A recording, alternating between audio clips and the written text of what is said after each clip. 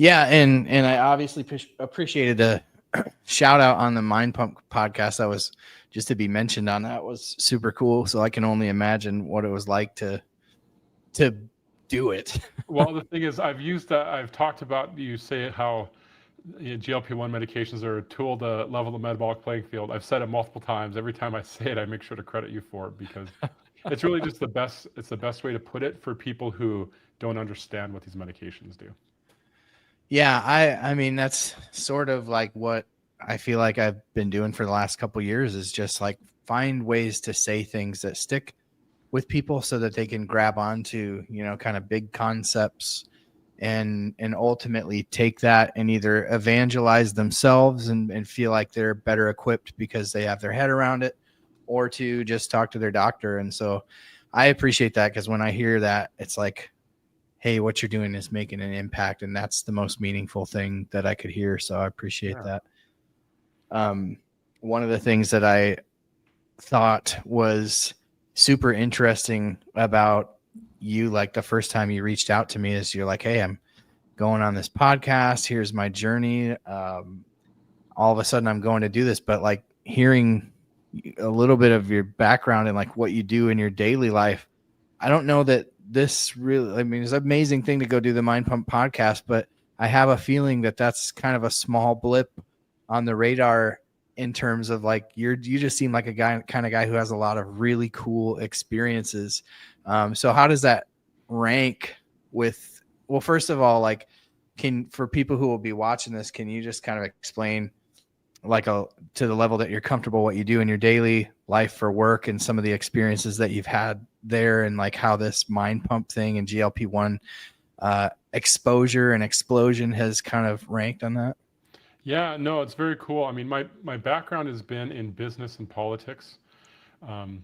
Just for those who, the vast majority don't know who I am, a few years ago, 3 years ago, I was 652 pounds. I've been really big. I've been, well over 500 pounds for most of the last 25 years.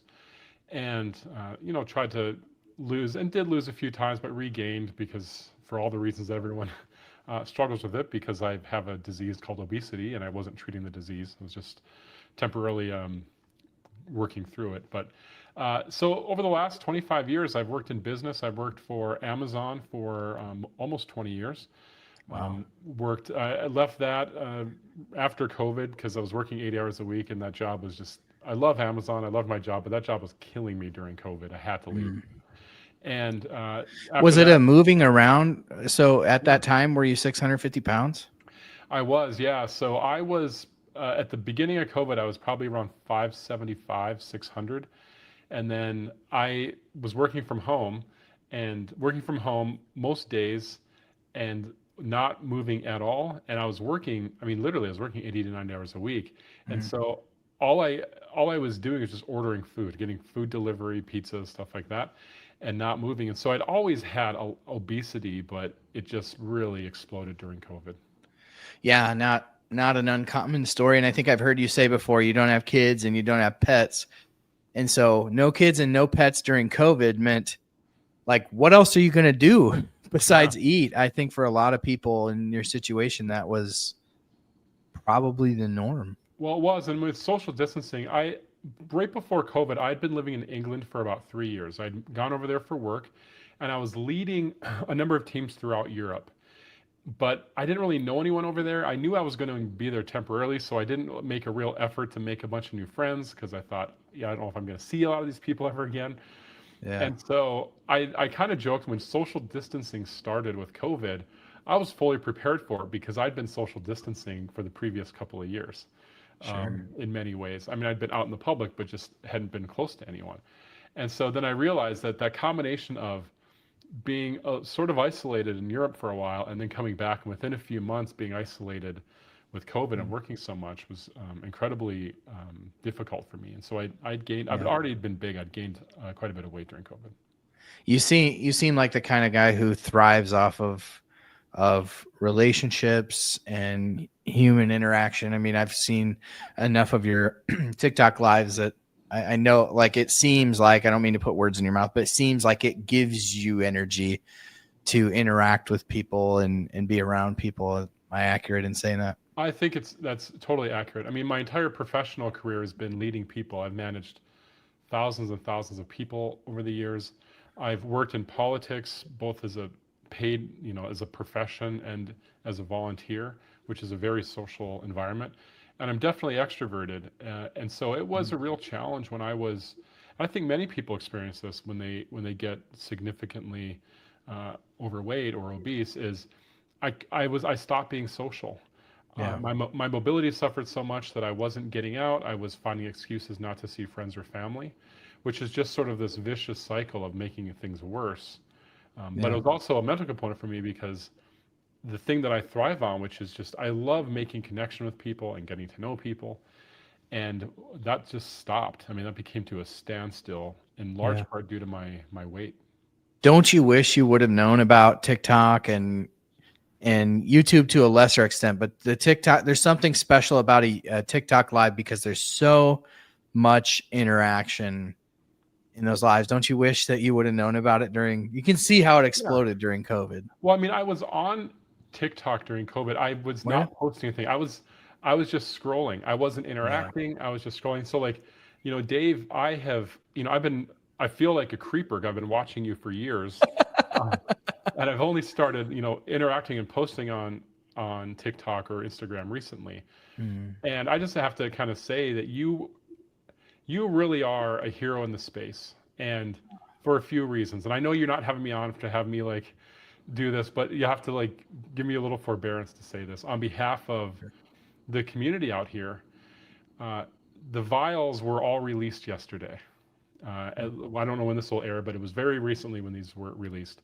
And that was you. I know you're going to say you didn't do it alone, and you're right, you didn't do it alone, but you started that. Mm. That eventually became a snowball that Mm. has pressured these companies to at least make them somewhat more affordable. And I know the next challenge is making them actually affordable. Yeah. But you've been a hero this entire time for me personally, even though I haven't been posting about it.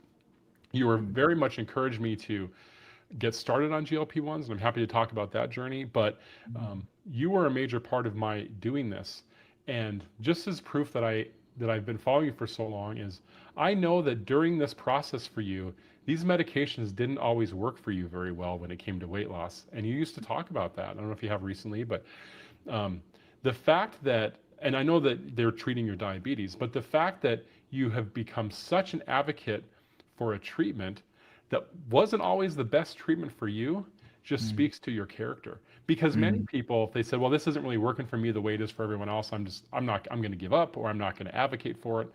But the fact you kept at it just says a lot about who you are as a person, as a human being. So I just want to say, on behalf of the community, I just want to say thank you for everything you've done.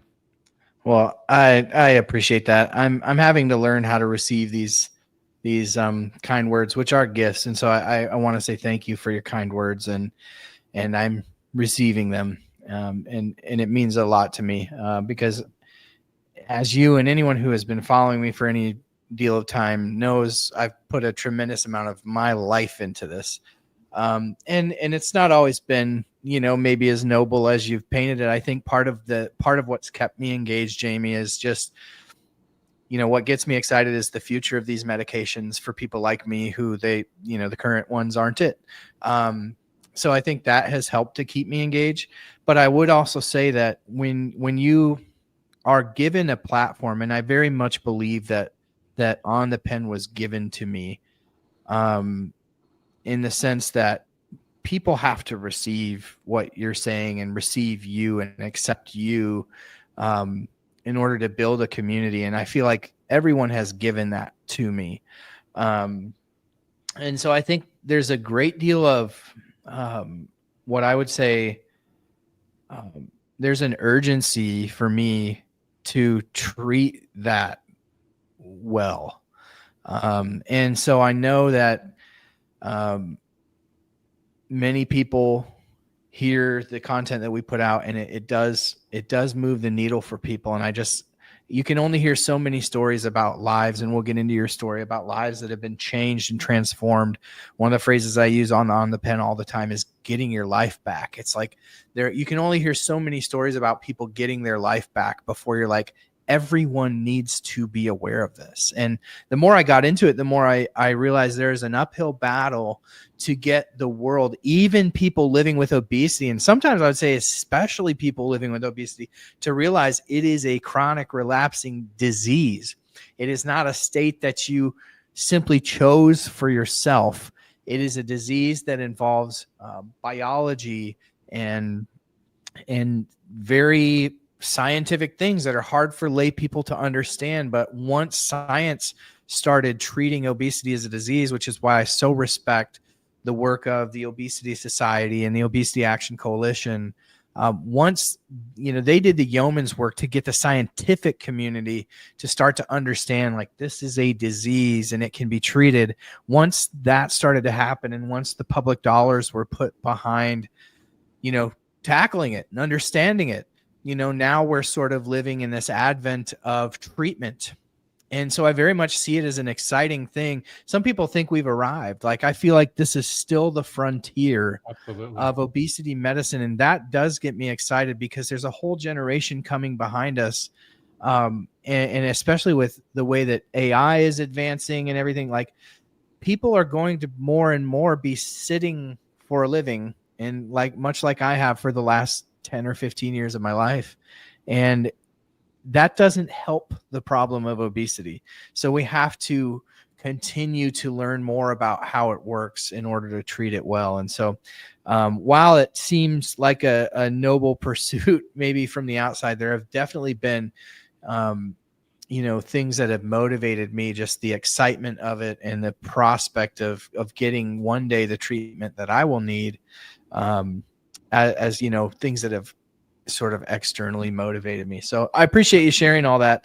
I do want to get into your personal story. So I've talked to a handful of community members who started off in those higher weight categories, 600 or 700 pounds. And I think even, there's some parts of our story that I can change, and I can understand that I can not change. There's some parts of our story that I can empathize with and understand. And then there are others that I know that I cannot, because I never lived that.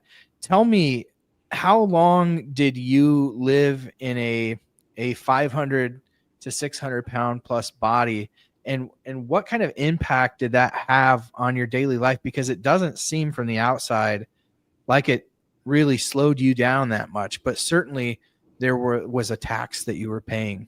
Yeah. I started gaining weight when I was 9 or 10 years old. I went to my grandparents' place over the holidays, and they had a refrigerator in the garage. And my sister and I never really drank soda before this, and they was stocked full of soda. And It's funny that you say that. My grandparents were the same way. yeah, They had a fridge in their garage, and it was full of soda, something we never had in our home. It's yeah. a So grandparent thing. yeah, and so my grandparents, loving grandparents, are like, anytime you want something, well, it's like giving the keys to the castle to me. And so For sure. I, over that few weeks, I became totally addicted to those sugary drinks, to the sodas, Mhm. and certainly gained weight as a 9 or 10 year old at that point. But what really changed is I agree. I think obesity is a disease. I think some are more predisposed than others. And I think it's the combination of the disease and the food environment Yeah. that make it so difficult for some. I suspect that obesity has been a disease since the dawn of humanity, but the difference now is that we have a refrigerator in the garage full of Right. sugar, Right. and that never existed before.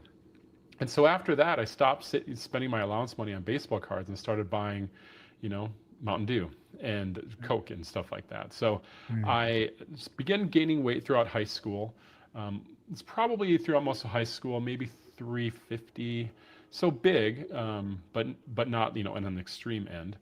And then went to college, gained weight in college like many do, turned 21, started going out with friends. And it wasn't so much the drinking that caused me to gain weight in my 20s. It's after the drinking, let's go to a fast food place or let's go to a truck stop, and just continue to sort of gain weight. So I was over 500 when I got to about 20-ish, right around there. Mm. Um, and then began working for Amazon, great career there for many years. Uh, but with that, what would happen is once I was about 33, 34, I'm 46 years old now. I began moving a lot for work. So I moved to Kentucky, to North Dakota, to Eastern Washington, to Seattle, to London, England, to back to Washington. And every time I moved, it was I was sort of lonely. I didn't know a lot of people. I was just using, like many of us do. I was eating out of emotion. And what eventually happened for me is it didn't matter what the emotion was. If I had a really sad day or a bad day, I'd mourn by eating. If I had a great day, like the first thing I think about is like, what can I eat tonight to Mhm. celebrate? If I was bored or lonely, and it just became a part of my life throughout this entire Mhm. process. In terms of how it affected my life, it always affected my life. It made me a little slower, not as mobile. But once I got to probably around 2015, 2016, how old would I have been at that point? About 36 or so. I lost a lot of weight using a medical weight loss program at the local hospital, where it was essentially using meal replacement shakes and bars, and this is all under the guidance of registered dietitians and doctors. What can I? Do you Yeah, mind saying what it was? I used Optifast, is what it was. Okay. I used a similar one around that same time, maybe a little bit later, called Profile, and it was out of the Sanford Hospital Systems, which I believe is in your neck of the woods. Yep. There is, sorry if you can hear sirens in the back. I didn't Anyway, know if it was me or you. no, that's me. They'll be gone in a second. Yeah, and yeah, Profile is, I mean, they're all over, but Sanford's based out of this area, and so I never did Sanford. But so I did basically what this diet was. It was meal replacement bars and shakes, and then for like actual meals, it would be prepackaged like frozen meals, and it was okay. It was very restrictive, and vegetables. Mhm. I lost a lot of weight. I lost like 75, 100 pounds in just a few months doing it, partially because I'd have to go and get weighed every Wednesday. So every Wednesday we have to meet as a group and we get weighed in. I have to get weighed in front of everyone. And Mhm. my ego is Wow. such that I refuse to let myself show up and gain weight when everyone Mhm. was going to see it. And so I really white knuckle it through that, and I lost a lot of weight. I'm convinced I lost a lot of muscle as part of that because I wasn't doing any sort of resistance training or working out. I was just losing weight very quickly. Mhm. So which is why when people say GLPs cause muscle loss, no, they don't. Losing weight quickly causes muscle loss if you Right. don't take steps to solve for it with protein and resistance training. I moved to Seattle or to Eastern Washington after that, and I gained 100 pounds back in maybe 2 or 3 months. It all immediately came back, Yeah. and it came back, I guarantee, is mostly fat, as whereas I previously probably lost fat and muscle.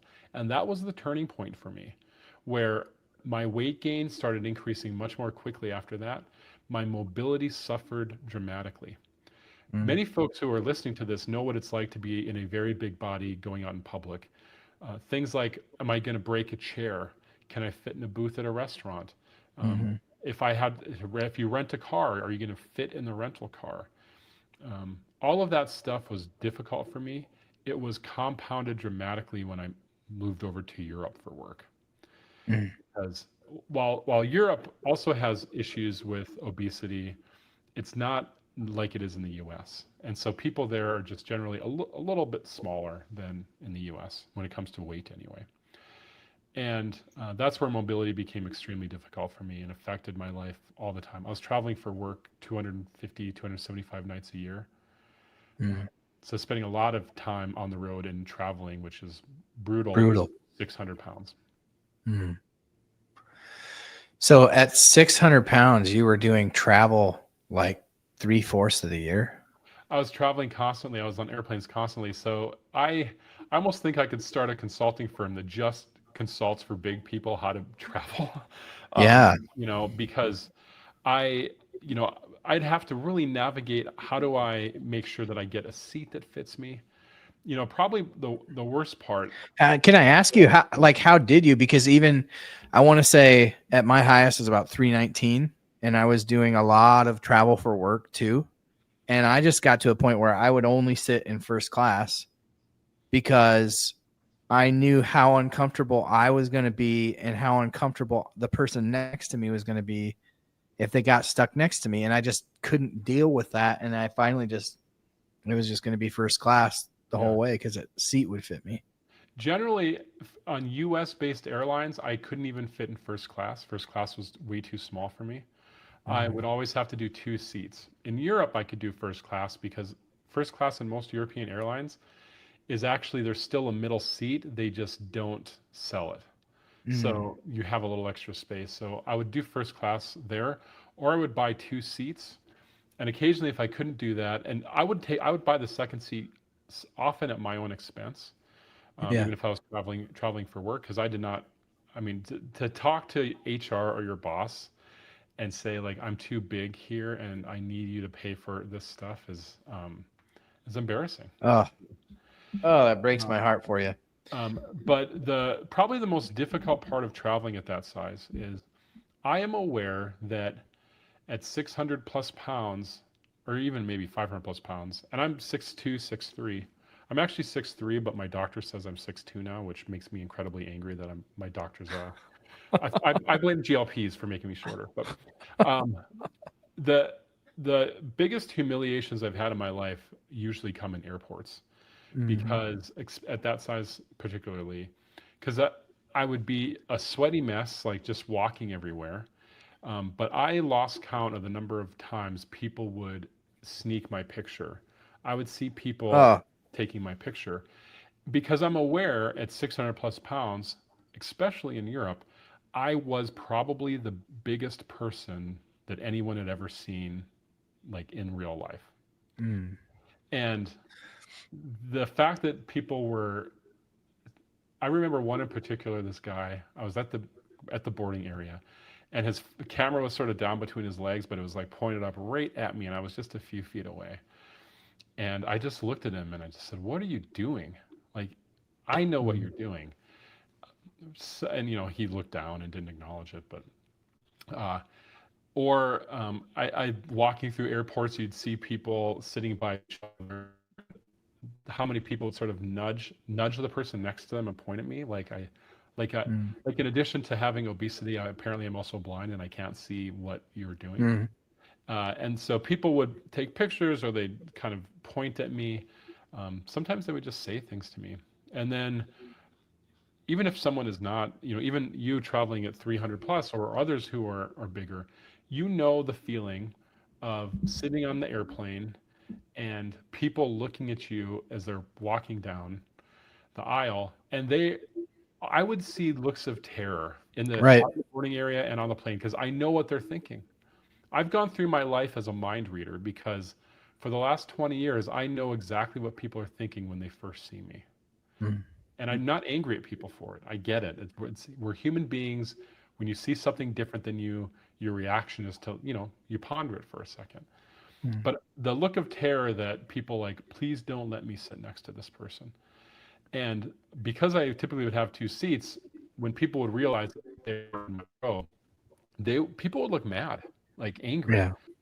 And Mm. they would sit down, and I would always lean over. And if I had two seats, which typically I didn't, I would just say, just so you know, no one's going to be sitting here.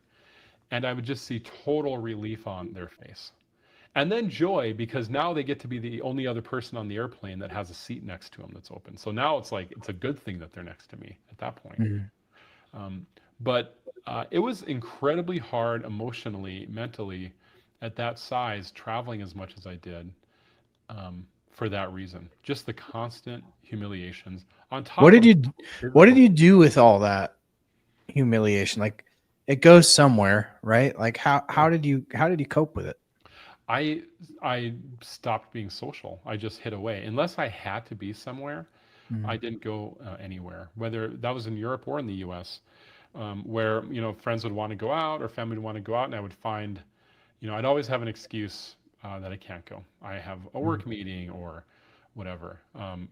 Which as somebody who, like we talked about at the beginning, gets energy and feeds off of the interpersonal relationships and the physical presence or at least emotional presence of other people is a double whammy because now you're forced into this life of isolation. And some people go, oh, that would be ideal if I just never had to see a person and I could just, like some people do prefer that. That doesn't seem to be the way that you're wired. So I think that's Like just it's incredibly sad to think about somebody being sort of forced into that life. Yeah, it was sad, but I tell you, I didn't feel sad or depressed at the time. It was just my life. Like that was just my reality every day. Um, and I I tell you, I wish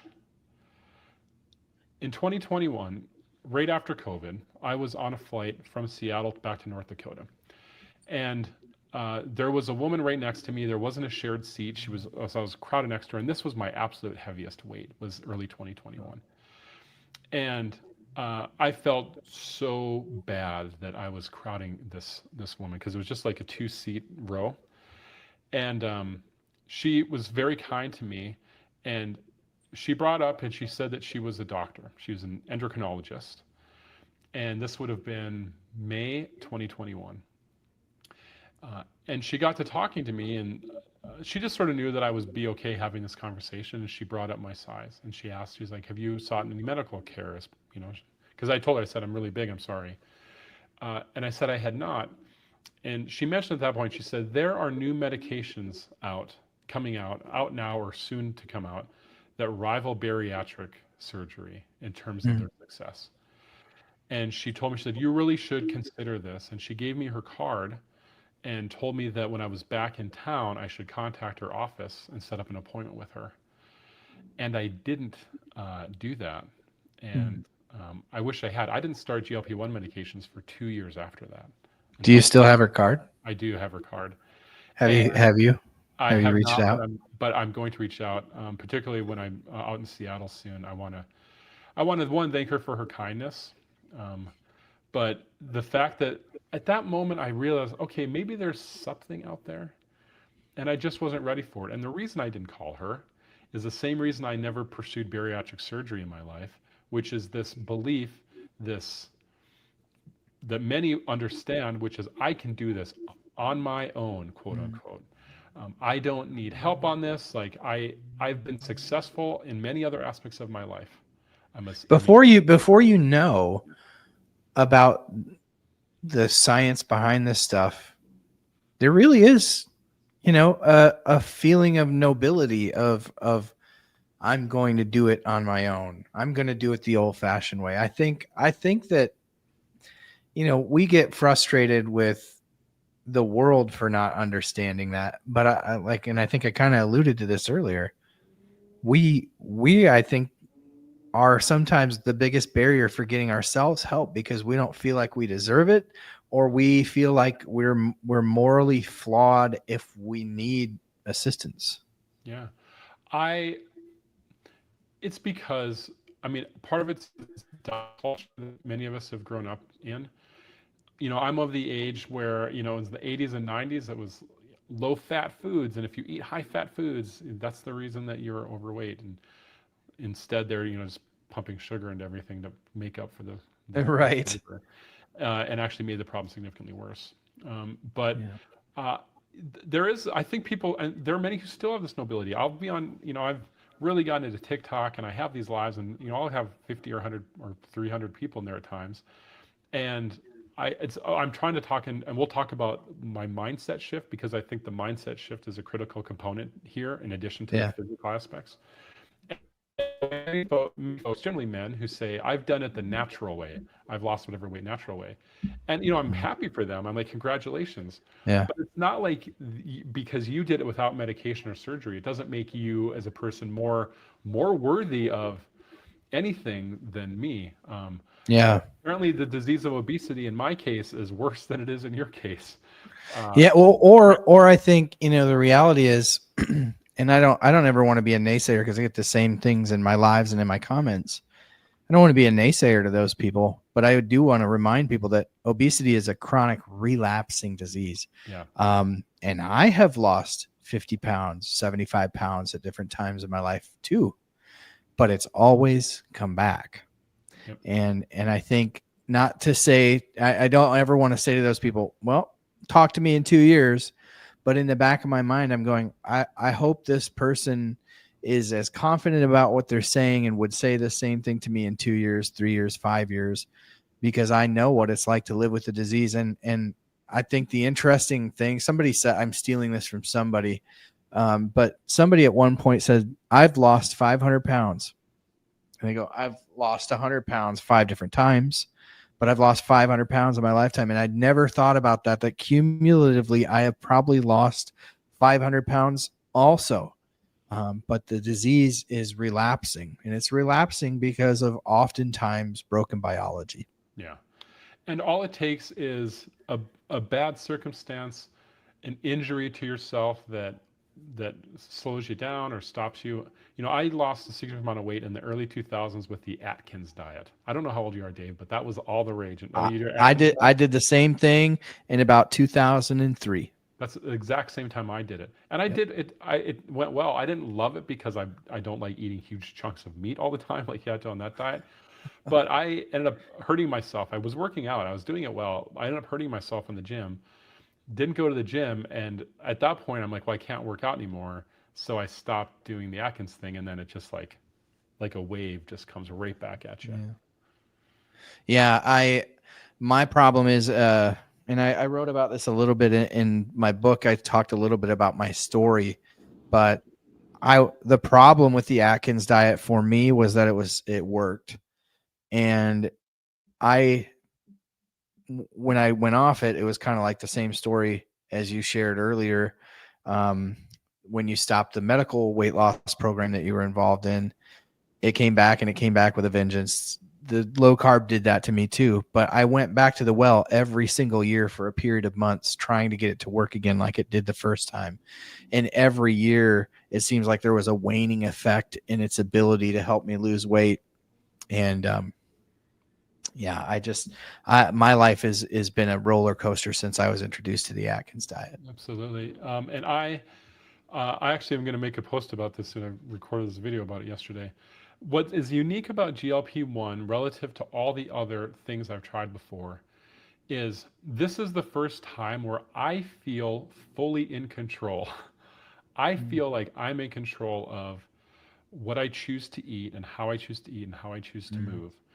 And even prior to this, I was doing all these other things, these diets to lose weight, I never fully felt like I was in control. I felt like the diet was in control. Yeah. And I was just trying to stick to that thing that had control. Now that the food noise is gone, I get to decide. And I could choose to still eat poorly. And that's what people think. They think that the GLP-1 treatment is, and I always say treatment or support is what it is. I don't even like calling it a medication. Um, it it frees your mind to live how you choose to live. So there's some folks who take these medications who don't lose any weight, and for some it doesn't work at all. But there may be some where like they're choosing to eat poorly still, and that's something that they can work on in terms of getting better if it's not working for them all that well. I can still choose to eat poorly, but GLP-1s just, like you say, they've leveled the metabolic playing field. So now, just like someone who doesn't have obesity can still gain weight, uh, someone with obesity now can gain weight even if they're on these medications.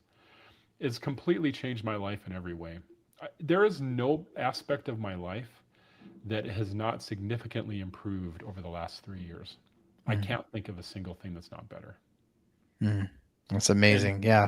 that's why I You've got your appreciate life your back. advocacy. Oh, sorry, that's what I said. Why I appreciate your advocacy, and now my advocacy and others for those people who either don't want to use medication, they don't think they have to, and they will likely regain the weight. They do not yet know that this is something that they need.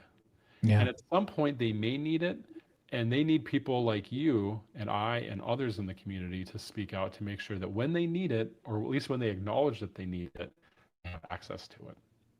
Right. Right. Accessibility continues to be the number one topic that all roads return to. Um, in terms of it's hard to separate out where the news ends and the advocacy begins for what we're doing here at On the Pen.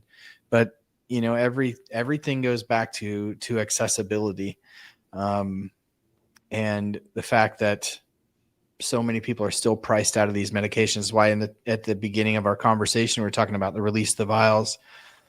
It's great, but at the same time, can't really take a victory lap on it because it's still $500 a month, and that leaves a lot of people on the margins. It pushes, and with the going away of at least the mass produced compounds, I'll say that the compounds are, a little bit harder to get, or maybe some people are a little weary about taking, the kind that are mixed with something else. I don't know. With the essentially copies of the branded medications gone and the more affordable versions gone or not as readily available, it's pushing so many people to just desperate places. And I really do worry about what the long-term impact on some people's health is with some of the things that they're injecting into their body out of desperation. Yeah, and I have an insane amount of privilege in that my insurance covers GLP-1s for me. So I can only imagine what it must be like if you were someone out there who is such desperate need for this that you're willing to order something online that's sent to you, powder that's sent to you, that you figure out, how do I mix this stuff myself? And you don't really know where it is, and you're injecting your body, and it's just a scary proposition. And it's dangerous, but it makes things like compound pharmacies appear to be sketchy sometimes when maybe they're not, because it all gets lumped together. Mm-hmm. My hope is that with the Release of Vials campaign, and you're the preeminent expert on what's coming out. My hope is that as new medications come out, the free market starts to kick in a bit more than it has been, causing the prices for things like Wegovy and Zepbound to be lower, to a point when insurance companies see the cost benefit to actually paying for these things. And I understand why insurance companies aren't paying for it now, because they're only going to have you for a couple of years, and someone else is going to reap, another company is going to reap the benefits of it, and eventually they're going to kick everyone off to Medicare, and so then it's Medicare's problem for all your medical issues. But my hope is that if they get down to that $200 or $300 a month price point, at that point maybe insurance companies will start covering it. Yeah, and I'm hopeful. I just feel like the market is already there, and I feel like we have had some unique market forces that previously patented breakthrough medications haven't had, and that's because of the shortage that has allowed compounds to create a secondary market for these medications. I really do believe that compounders should be credited for the fact that we are seeing a cash pay option of Zepbound, for the fact that we are seeing now a cash pay option for Wegovy.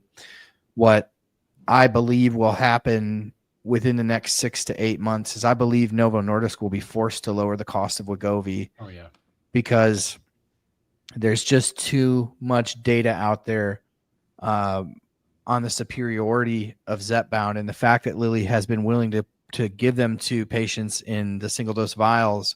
They should be able to keep up with demand in a way that Novo and the pens may struggle with. And so I'm just hopeful that the market forces that exist currently will lead within the next 6 to 8 months to a dramatic reduction in the cost of Wegovy, which, I think, semaglutide as a first line treatment ain't a bad first line treatment. 15%, 16% reduction in body weight for non-diabetic folks is pretty dramatic change for most people. That, and obviously CVS Caremark recently dropping Zepbound and forcing people to Wegovy. I talked to people who understandably upset. I would be upset too. I use Zepbound. I would be upset if I lost it as well. That said, if Zepbound didn't exist, Wegovy or semaglutide would be the greatest weight loss invention ever for medicine. And so it is very much human nature to want the best thing. And if you get the second best thing, it's normal to feel it's just not good enough. And I don't want to ever tell anyone how to feel, but if it were me and I lost the best thing, but I still had insurance paying for the second best thing, I would still feel a little bit like I won the lottery when it comes to this stuff, because there are many people who don't have access whatsoever. Right. And my hope is that, at some point with things like maintenance, it can be incredibly helpful for maintenance at a low price at that point. Absolutely. I'm hopeful. We'll see change. Like we talked about, we got vials, the community pushed for that. I think it's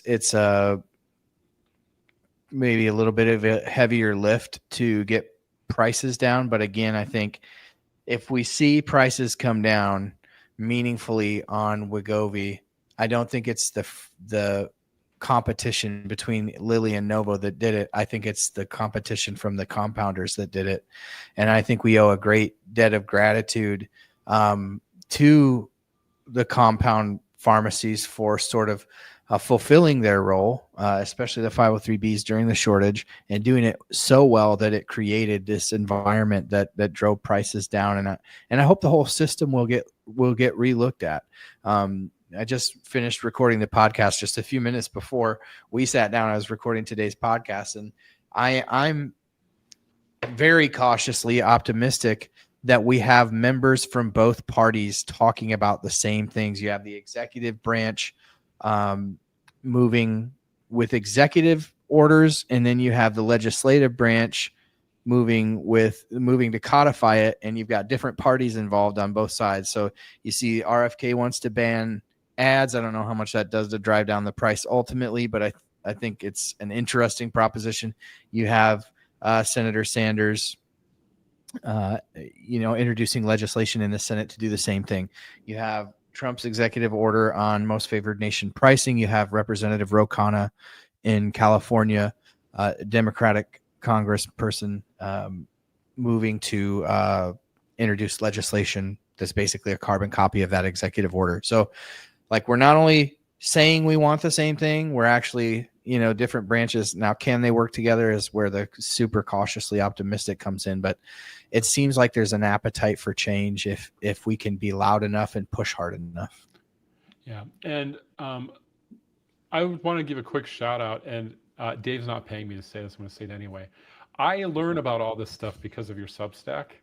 I encourage people to subscribe to your Substack. I'm a paid subscriber. I will be for life. I'll be a lifetime member of it because you are breaking news, but maybe I won't be for life, Dave. Actually, I hope I'm not a subscriber for life.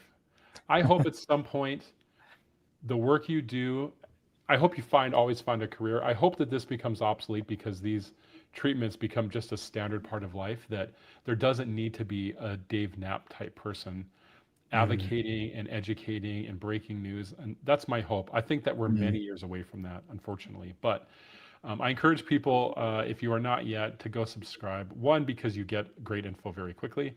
But two, it also supports the work that you do. And the second thing that I would encourage people, because so many folks are starting on this treatment on GLP-1 support now, and I see it on TikTok, particularly on TikTok or on Instagram, people are starting and they've not been educated by their providers frequently. And they show up like asking questions that I would expect a doctor to tell them. And one of the things I try to advise people is this is a tool and you should use it that way, but you also have to really change your mindset. And so for me, I've now lost 340 pounds, and my mindset shift was not as important as GLP-1, but just under, because I wouldn't be successful without both of those things happening. So I encourage people just to don't view it just as medication. Look at it as changing your life in other ways too.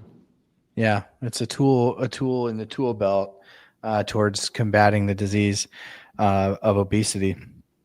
I want to go back to something that you just said a minute ago, and I'm having a brain fart as to what it was. People to pay to subscribe to your Substack. That was it. Back to that. There you go. That was it. No. It was just in terms of new patients starting the medication. I think doctors, PCPs specifically, have gotten better about prescribing it because these are so much in the zeitgeist of American culture now that everybody knows somebody who lost a bunch of weight who is either open about being on a GLP-1 or they're accused of it, which I hate. But everybody knows somebody's lost weight using GLP-1 at this point, including doctors. So I think they're less afraid to prescribe it because they're like, hey, it really worked really well for this other patient of mine, or I know somebody, so they're not afraid to prescribe it. But definitely the guidance on what to do in addition to taking the medication and how to live on the medication and thrive on the medication, that still lags tremendously. I actually I told you I just got done with the podcast, but I actually lied. I got done with the podcast, and then I was on the phone for like 10 minutes with a personal friend who just started Manjaro. And he's going to pick up his box, and I've been navigating the insurance process with him, like here's what to expect next, and and every step of the way I'm giving him information that his doctor just didn't. And now he's to the point where he's about to take it. What can he expect? And so I guess long-winded way of saying, I think for the near term, there's 100 million people in this country that could benefit from these medications. That's a lot of people that need a lot of help from the community, and that's why I always get excited to see new, vibrant, vocal people willing to share their journey and willing to share their struggles, so that somebody out there, I mean, I think every time you make a TikTok video or every time you go live over there, you're talking to somebody on the other end of that phone who is you 2 years ago or back in 2021. And that's going to move the needle for them. And so I encourage everybody who has a story to tell and who is willing and comfortable to do it. Just get on and share and build your own little community. And the more people that do that, I mean, I think there's also the caveat of do it responsibly, because some people don't do it super responsibly. But as long as you're not giving medical advice and you're just sharing your story and helping to remove the stigma, I think we could see a day where on the pen is sort of, and to a greater extent, the disease of obesity are less of a part of the conversation, because they're just very treatable, like anything else.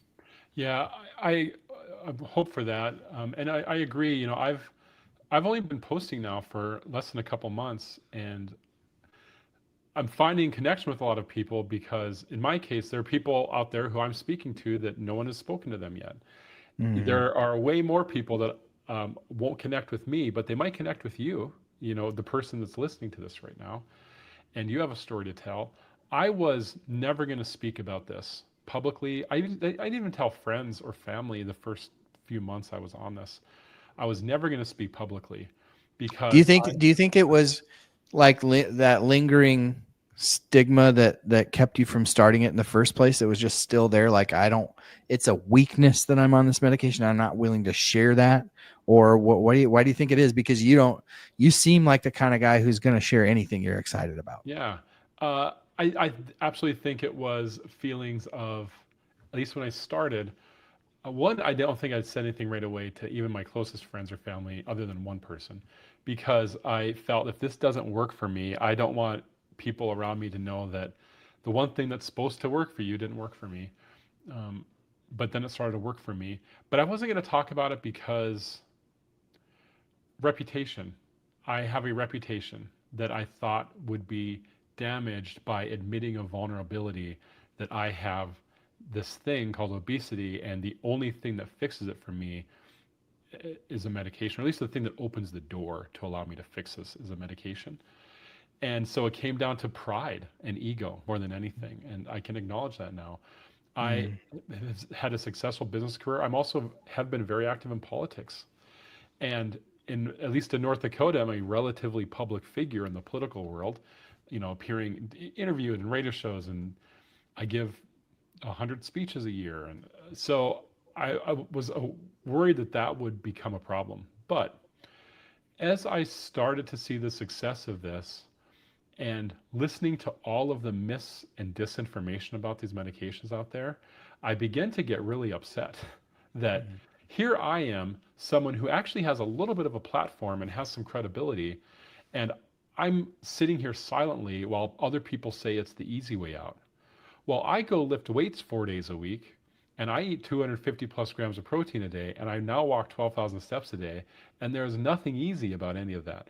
So to sit by silently and let people trash others who were more vocal than me, and I'd said, no, I'm just going to speak out about it.